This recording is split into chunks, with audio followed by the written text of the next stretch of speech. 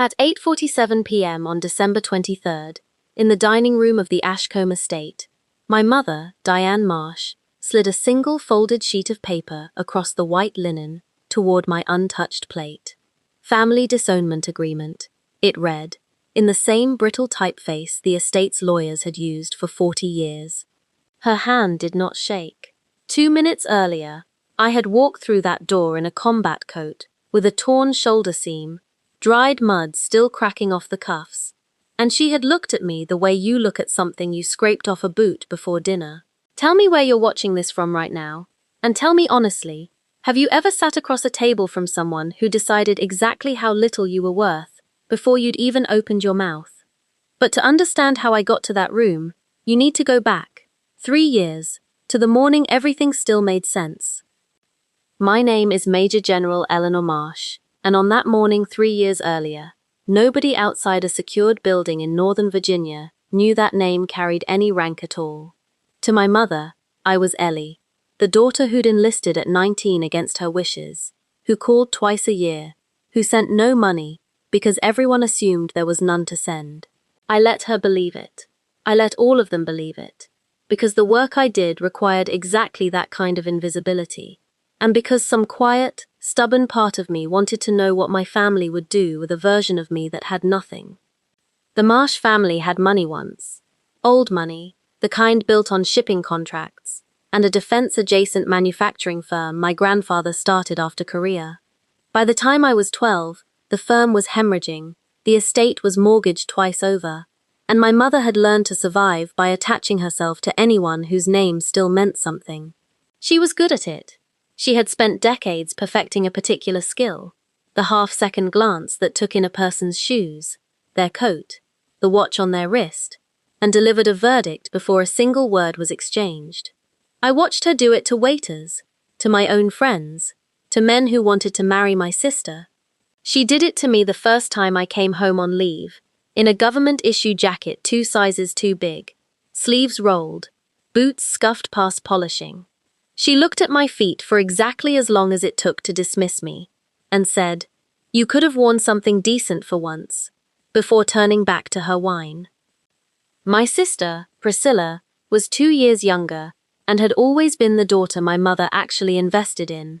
Piano lessons, cotillions, a semester in Geneva we couldn't afford, but somehow found the money for. When Priscilla got engaged to Julian Whitfield, the second son of a family that owned 3/4 of a defense logistics conglomerate on the East Coast, my mother wept real tears at the announcement dinner, and I understood, watching her, that she had finally found her way back into the world she believed she belonged to.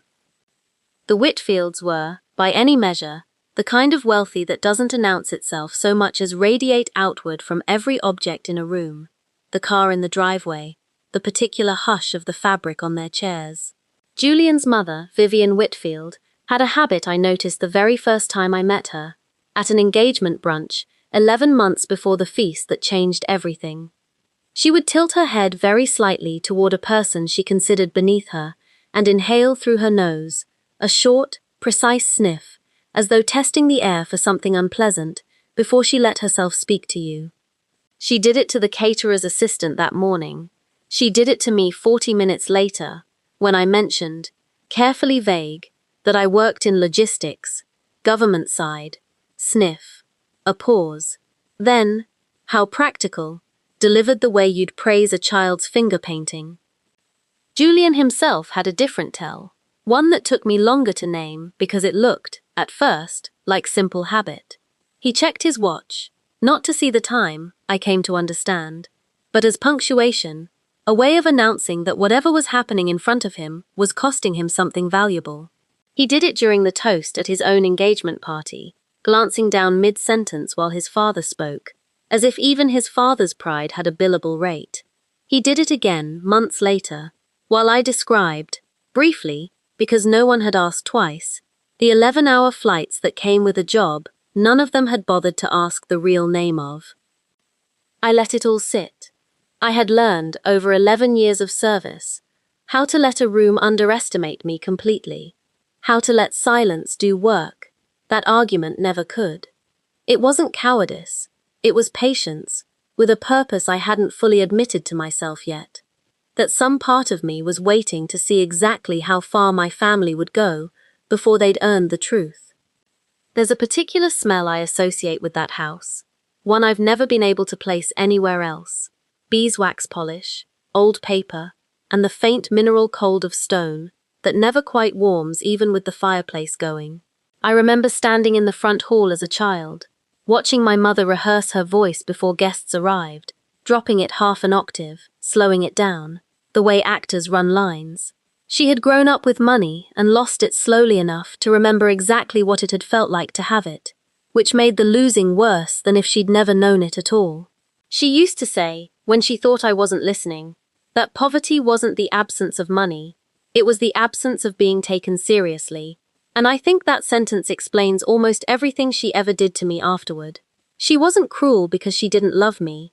She was cruel because she had decided, somewhere in her 30s, sitting alone with a stack of unpaid bills my grandfather's collapsing company had left behind, that love and status were the same instrument, and she had lost her ear for telling them apart, the way a musician loses pitch after too many years playing next to broken instruments. I enlisted at 19, 3 weeks after a fight with her so ugly. Neither of us ever mentioned it again, not even years later, when the silence between us had softened into something almost like peace. She told me that night that I was throwing away every advantage she'd fought to preserve for me, that I would come crawling back inside a year, asking for the kind of help only she could provide. I didn't come back for 4 years, and when I did, it was in uniform, on leave, 23 years old, and already promoted twice over, though of course she had no frame of reference for what any of the insignia on my shoulder meant. She looked at the jacket the way she looked at everything that didn't announce its own value in a language she recognized, with a flicker of distaste quickly smoothed into politeness for the neighbors. That was the visit where she told me, for the first time, that I could have worn something decent. I heard some version of that sentence at every single homecoming for the next 11 years. I stopped expecting it to change. I started, somewhere around year 7, finding it almost funny, the way you find the weather funny, when you've lived somewhere long enough to know it will never once surprise you. My sister Priscilla was raised on a completely different diet of attention, and to her credit, she never seemed to fully understand why. She used to sneak into my room after our mother's dinner parties, when we were teenagers, and describe the guests to me in this breathless, generous way, like she wanted me to feel included in a night I'd been asked to stay upstairs for. She wasn't cruel, she was simply young enough, for a long time, not to notice the shape of the favoritism she was standing inside of. When she got older, and started to notice, she did what most people do when they notice something uncomfortable about the family that raised them. She looked away from it, carefully, permanently, and built a life that required her not to look back. The Whitfields entered our lives at Priscilla's engagement party, held at a golf club my mother had wanted access to for over a decade, and finally got, indirectly, through her daughter's ring. I remember the exact moment I met Vivian Whitfield, because I remember the exact moment I understood her. She was standing near the bar in a dress the color of wet slate, and a server, a young woman, maybe 20, clearly exhausted, balancing a tray of champagne flutes, brushed slightly too close to her on the way past. Vivian didn't step back. She simply lifted her chin a half-inch, inhaled through her nose in that short, deliberate way, and returned to her conversation without acknowledging the girl had existed at all. I watched her do the exact same thing 40 minutes later when my mother introduced us. Except this time, the inhale came with a beat of silence afterward. A pause designed to let me understand that I had been measured and filed. "How practical," she said, when my mother mentioned I worked in logistics, government side, and she said it in the voice people use for children's drawings, warm on the surface, entirely hollow underneath. Julian, when I finally spent real time around him, struck me at first as simply awkward. The kind of second son who'd grown up in his older brother's shadow and never quite developed his own center of gravity. It took me 3 or 4 encounters to notice the watch. He didn't check it to track time. He checked it the way some people clear their throat, a small physical punctuation that reset the room's attention back onto him. He did it during his father's toast at his own engagement dinner, glancing down mid-sentence, while Richard spoke about family legacy, as though even his own father's pride came with a meter running. He did it again, months later, at a smaller family lunch, while I answered a question about my work with the vaguest possible truth. Long hours, difficult travel, nothing I could discuss in detail. And I watched his eyes drop to his wrist exactly as I reached the part of the sentence that should have interested him most. I understood, watching that small tell repeat itself, that Julian experienced other people's lives as a kind of toll booth, something he paid attention to only for as long as it was worth his while. Here is the first thing you need to hold on to, because it matters later. 9 months before that December dinner, I was in Washington finalizing paperwork on a program most people will never hear of, a family assistance trust the Department of Defense maintains for the surviving households of career officers, one I had, through a chain of promotions nobody at that estate dinner table could have imagined, come to personally administer. Attached to the paperwork that week was an authorization letter, printed on letterhead I rarely let anyone see, bearing the words, Major General E. Marsh, Office of the Deputy Chief of Staff.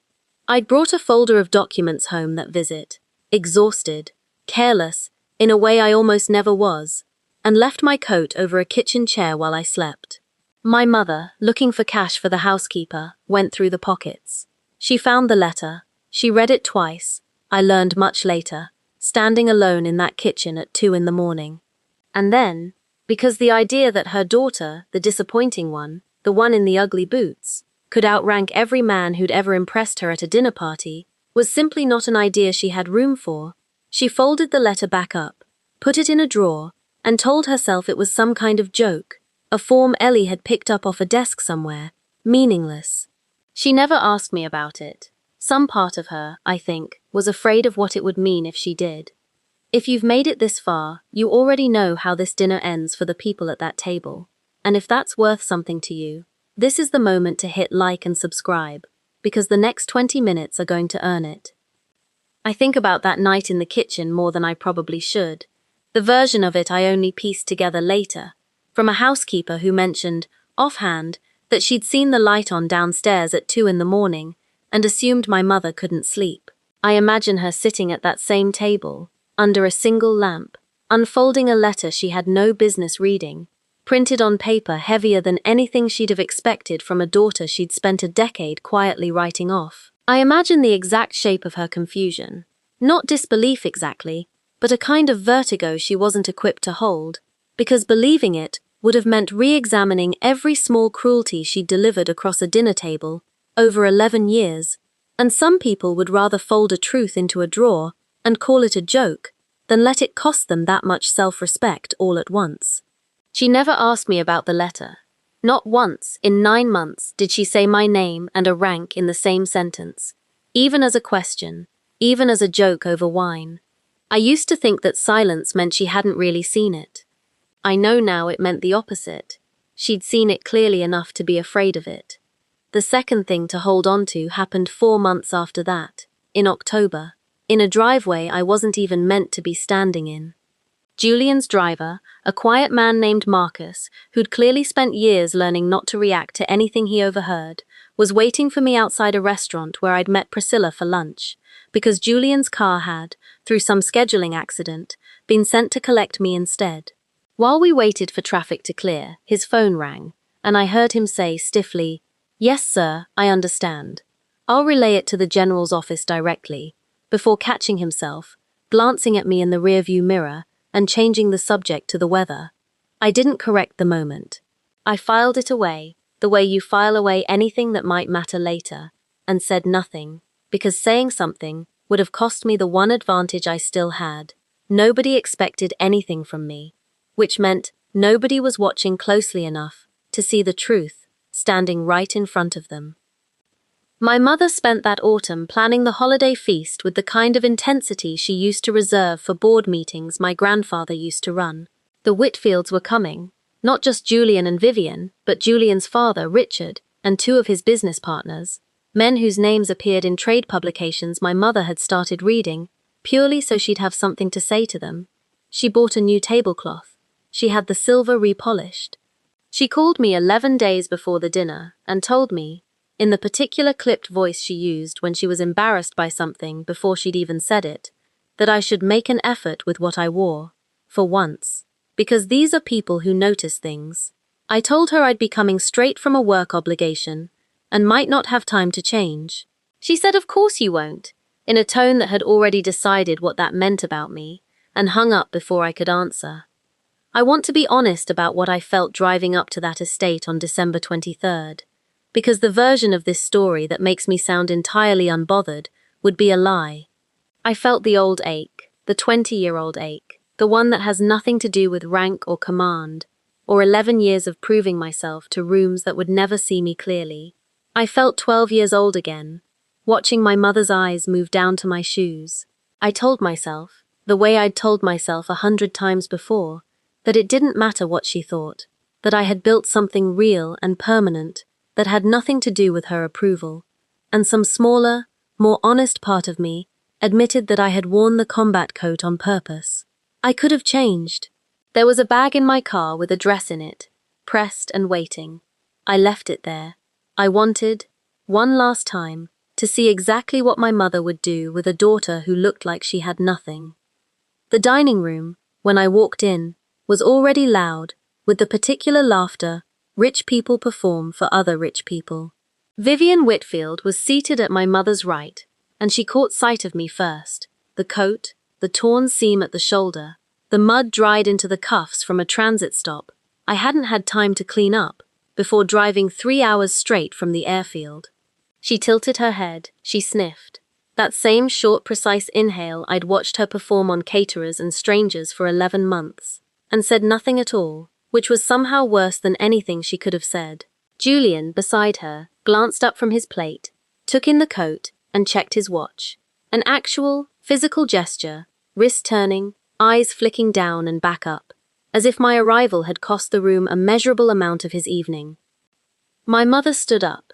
The room went quiet, in the way rooms do when someone with money-shaped confidence decides to make a scene feel like an announcement instead of an outburst. She looked at me, my boots first, always my boots first, and said, loud enough for every Whitfield at that table to hear clearly, "I don't know what you were thinking, coming here dressed like that, in front of people who matter, but I've reached the end of what I'm willing to explain away." She reached into a leather folio beside her plate and drew out a single folded sheet of paper. "I had the lawyers draft this last week. I want you to understand this isn't cruelty, Eleanor. It's dignity. Mine and this family's. I won't spend another holiday explaining what you are to people who deserve better context." She slid it across the linen. Family disownment agreement. My name typed beneath a line, waiting for a signature. Beside her, Vivian's fingers had drifted to the pearls at her throat, turning them slowly, and I understood, watching that small, satisfied motion, that she considered this, the natural, overdue conclusion to something she'd been smelling in the air since the day we met. "What do you actually have to offer this family, Eleanor?" my mother asked, and her voice had gone very soft, almost gentle, which made it worse. "Truly, I'd like to hear it, in front of everyone, before I ask you to sign." I looked at that document for exactly as long as it took Colonel Marcus Reyes, my senior aide, a steady, unshakable man who had served under me for 6 years, who had watched me run briefings that decided the fate of budgets larger than that entire estate, without so much as raising my voice, and who I had, without telling anyone at that table, asked to bring an urgent set of papers to the estate that evening because a piece of federal paperwork could not legally wait until after the holidays, to be shown into the dining room by a housekeeper who clearly had no idea what to do with a man in dress uniform standing in her employer's front hall. He came to attention beside my chair. He said, "General Marsh, I apologize for the interruption, but this requires your signature tonight." And then, because he was a soldier before he was anything else, he saluted. The dining room did not go quiet the way it had for my mother's speech. It went quiet, the way a room goes quiet, when the floor has just tilted and nobody can locate the new level yet. Vivian's fingers stopped on her pearls. Julian's hand, halfway to his watch, simply froze in the air above his wrist. My mother's mouth was still open on whatever sentence she'd been about to finish. "Thank you, Colonel," I said, and my voice, when it came out, was the voice I used in briefings, level and unhurried, nothing at all like the voice that had answered my mother on the phone 11 days earlier. "Give me the folder." I want you to understand what was actually in that folder, because it matters more than the uniform, more than the salute, more than any of the theatre my mother would later insist I had staged deliberately, out of spite, though the timing, I'll admit freely, was not something I had engineered. It was a coincidence of federal paperwork deadlines that happened to arrive at the exact moment my mother chose to hand me a different kind of paper entirely. 11 months earlier, the Ashcombe estate, the house we were sitting in, the land beneath it, the mortgage that had kept my mother's household afloat since my grandfather's business collapsed, had been 2 payments from foreclosure. My mother did not know this.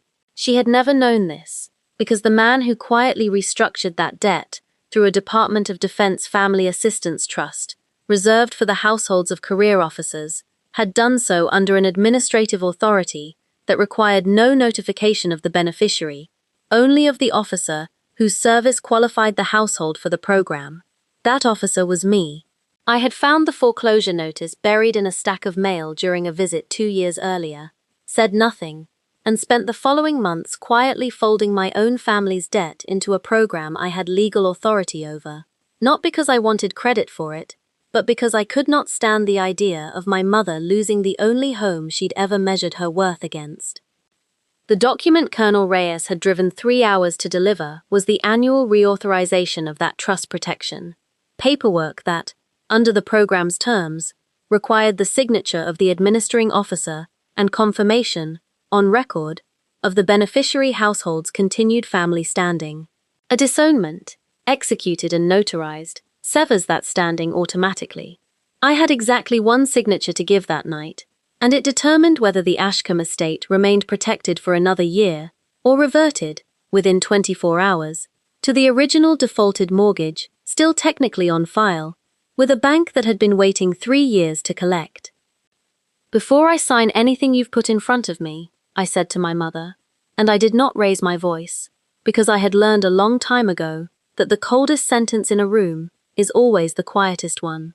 "I need you to understand what you're actually asking for tonight, and what happens to this house in the next 24 hours if I do." I told them, all of it, the letter my mother had found in my coat pocket 9 months earlier, and folded into a drawer rather than ask me about it, the trust, the mortgage, the 3 years of silent renewals she'd never known existed.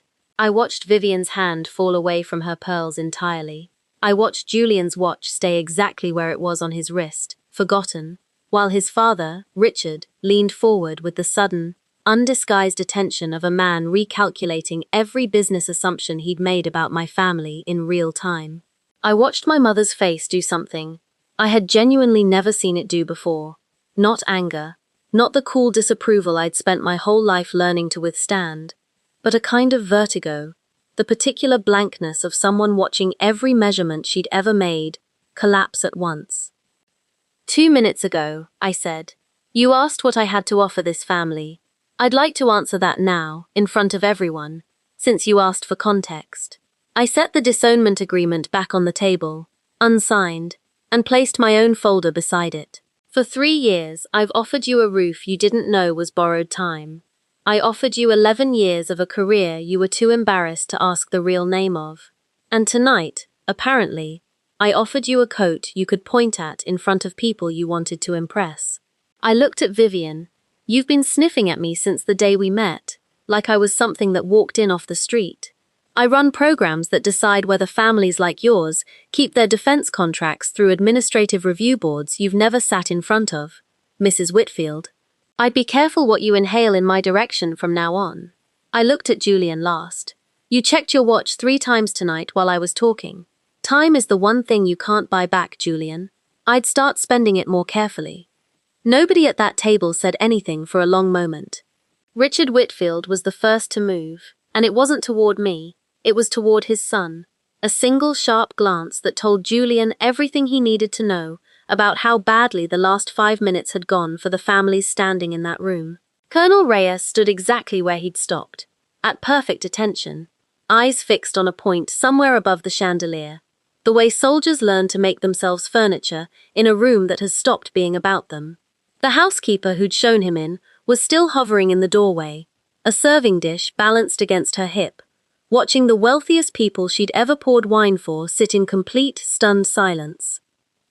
My mother's hand, I noticed, had drifted to the folded disownment agreement, still lying on the linen between us, not to push it toward me again, but almost protectively, as if some instinct had already told her the paper meant something different now than it had 4 minutes earlier. Her mouth opened twice before anything came out. When it did, it wasn't the voice she'd used to deliver her verdict on my coat. It was smaller. It cracked in the middle of the second word. "Eleanor," she said. I didn't know, and I answered, because it was true, and because it was the only true thing left worth saying. You never asked. I let that sentence sit in the room for exactly as long as it needed to. Vivian had gone very still beside her, hand no longer at her pearls, eyes moving between me and her son with the particular calculation of a woman recalculating an investment in real time. Julian said nothing at all. For the first time all evening, he didn't look at his watch, and I found something almost sad in that. Not sympathy exactly, but the recognition that a man who measures every room by what it costs him had just discovered a bill he had no idea how to pay. I picked up my folder, signed the reauthorization at the small table by the window where Colonel Reyes had set his case, and did not look back at the dining table while I did it. I heard my mother's chair scrape against the floor behind me, heard her start to say my name again, and I heard her stop herself, because whatever she'd meant to say clearly hadn't survived the 4 minutes that had just passed. Priscilla, to her credit, was the only one who moved toward me instead of away. She caught my arm gently at the door, said nothing, just held on for a second, the way she used to when we were girls, sneaking past our mother's dinner parties, and let go. What happened to each of them afterward was not dramatic, not the kind of collapse that makes for satisfying television, but it was thorough, and it was earned, and I watched most of it unfold from a careful distance, the way you watch weather move across land you no longer live on. My mother did not lose the estate.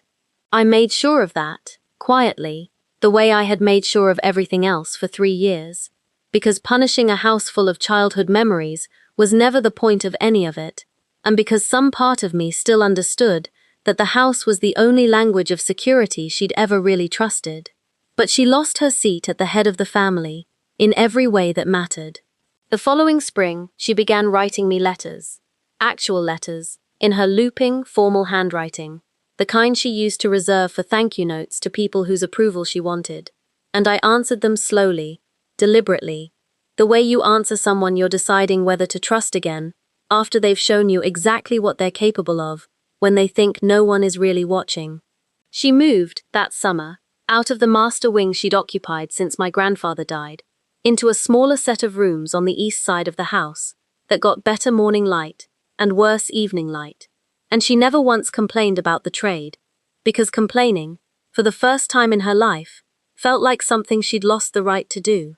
When I visited in the fall, I found her in the garden, of all places, on her knees in the dirt with a pair of shears, doing work she used to pay other people to do.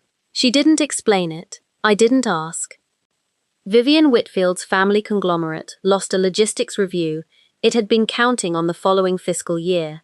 Not through any retaliation on my part, because I never once picked up a phone on her behalf, but because the administrative board reviewing the contract happened to include 2 officers who had heard, through channels that move faster than anyone likes to admit, exactly how Vivian Whitfield had spoken to a 2-star general at her own son's engagement dinner.